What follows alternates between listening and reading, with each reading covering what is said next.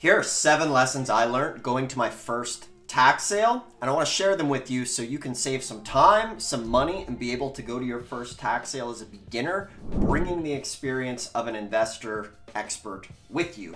So, lesson number 1 that you need to learn, and that I learned going to my first sale, is research and understanding is absolutely key.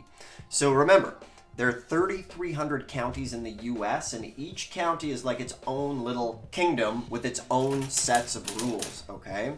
So you need to learn the rules for each county. Just because you went to a tax sale in one county doesn't mean that the rules will be exactly the same in the county 2 minutes to the left. Well, you know, in the next county over. Sometimes it's 2 minutes, sometimes it's 20 minutes.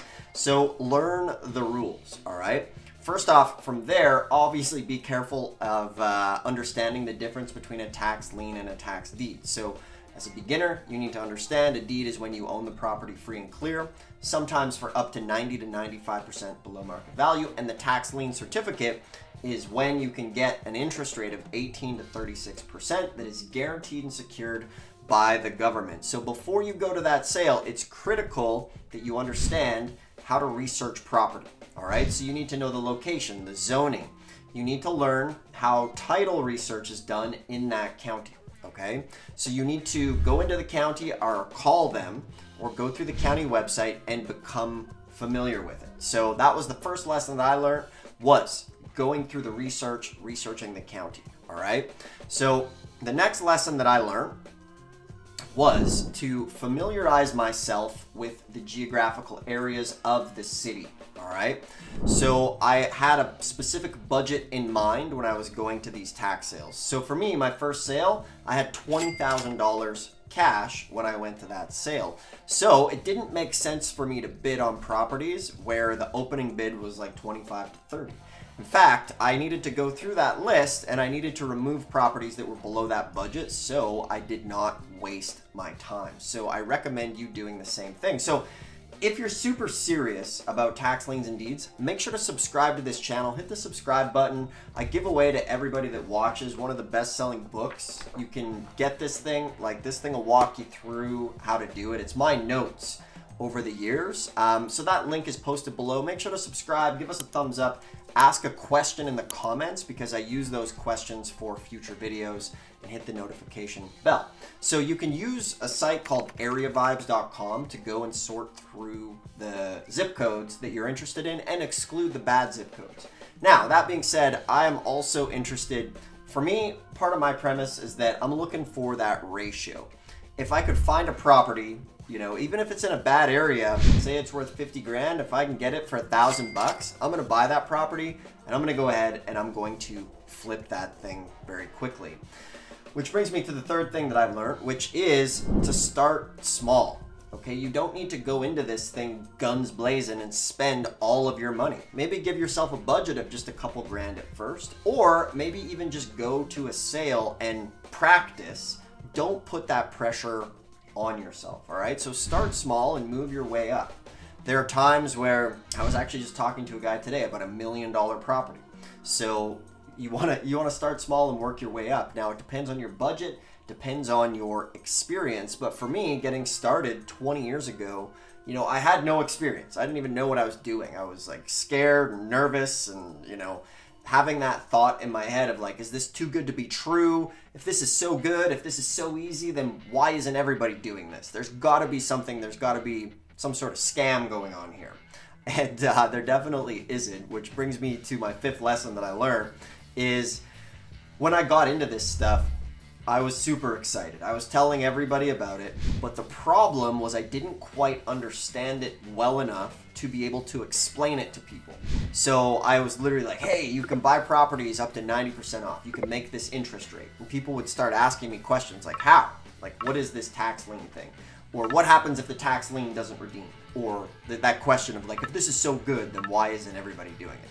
And I would just say, well, like, if people don't pay their taxes, you can go buy it. And the thing is people will start asking like what if questions. Well, what about this? What about that? And I kind of looked like an idiot because I couldn't answer some of the questions. So what I learned from that is the fact that if you're going to get into this, learn the basics so you can explain it. And then one thing that started to happen was once I figured out how to explain it to people, then they started to line up to want to invest with me. And to do that, obviously you need to educate yourself.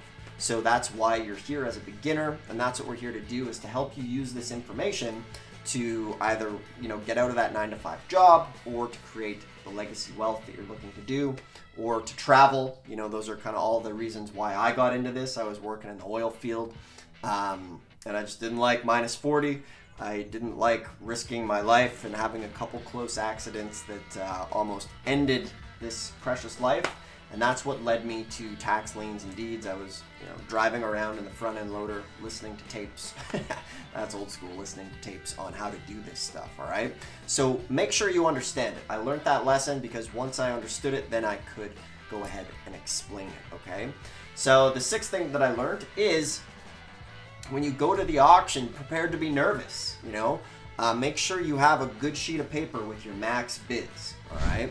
So have your max bid so that you don't go over that max bid. It's easy to get caught up, and it can be very, very tough if you're in a bidding war and somebody beats you by like $100, So have that max bid and stick to it, because you don't know how high the other person is willing to bid. The thing is with this business, it's not a matter of if you'll get a deal. It's a matter of when. You just need to stick to it. You just need to be consistent. And that's one of the hardest things with the internet these days. Is it's a billion miles wide and a half an inch deep. Like, it's a very narrow band, and people just spend all their time just not becoming an expert and specializing in one thing. So make the decision now that you're going to do this business, that you're going to buckle down, that you're going to learn the basics. And once again, this thing is free, but it's literally has everything you need to get started.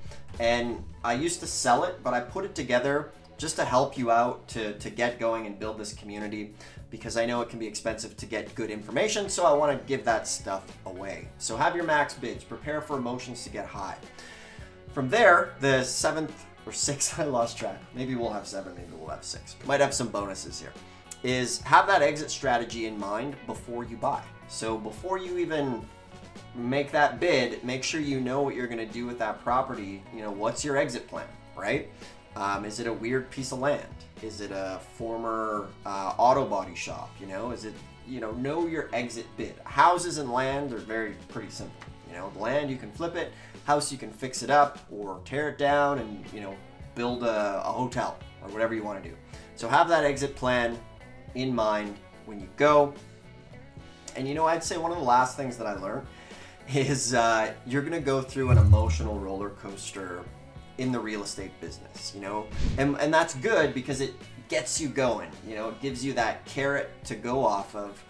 But one thing that I made the mistake of a lot is like spending hypothetical profits in my head before I made the money. Like, oh, if I get this deal and I make this money, and then I'm gonna, buy this dirt bike or this snowmobile or do XYZ, and it never happened.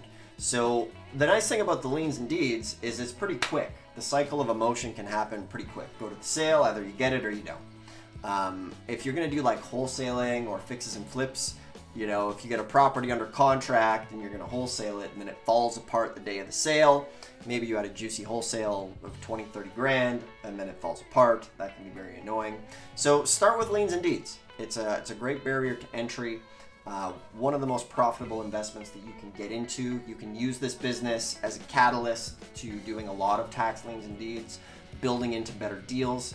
It is one of the best beginner resources and ways to get into it.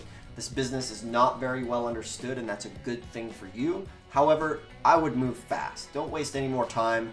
Get going with this business. Grab this book. It's got an action plan. There's a link below here. I got like a full-on mini course.